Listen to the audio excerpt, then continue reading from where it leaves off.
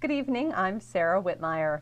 An accountant who audited the books of Tim Durham's companies testified in his federal trial today. Benjamin Kimmerling told prosecutors that after using a yacht, 2 private jets, and other Durham assets as collateral, Durham's company still carried a loan deficit of $22.7 million in 2005. Kimmerling said his firm found Durham's parent company, Farah Holdings, was funneling numerous personal loans to Durham and partners for homes and stock investments. Kimmerling says he suggested a $20 million loan reserve and consolidation of Durham's 4 companies. Despite even that, Kimmerling said his audit still questioned whether the firms could survive.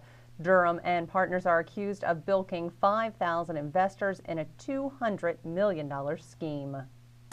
Indiana's unemployment rate stayed steady in May, even as private sector employers added 7,700 jobs. The state lost an estimated 1,000 hospitality and tourism sector jobs in May, but those losses were more than offset by gains of more than 4,000 jobs apiece in the trade, private education, and health industries. Counting all non-farm jobs, the state created another 1,700 positions last month, but that was only enough to keep the state's unemployment rate steady at 7.9%. That's just below the countrywide figure of 8.2%. 3 neighboring states, Illinois, Kentucky, and Ohio, all improved their unemployment rates by 1/10% last month, while Michigan saw a 0.2% increase.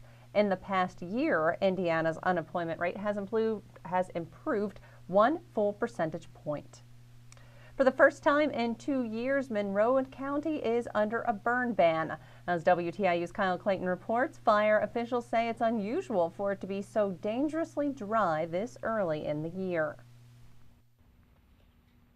It's clear by looking at the grass how dry it is in south central Indiana, and there's not even so much as a chance of rain until late next week.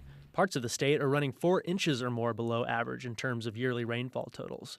Bloomington Township Fire Chief Farron Livingston says the ban means burning of any kind is prohibited.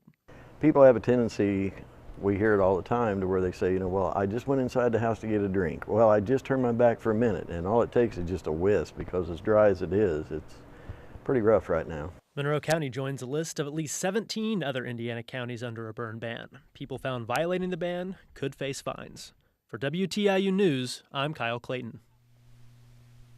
Livingston adds that while he doesn't really worry much about big forest fires here in Indiana, wood and brush fires and even fires in hayfields are common when there's a drought.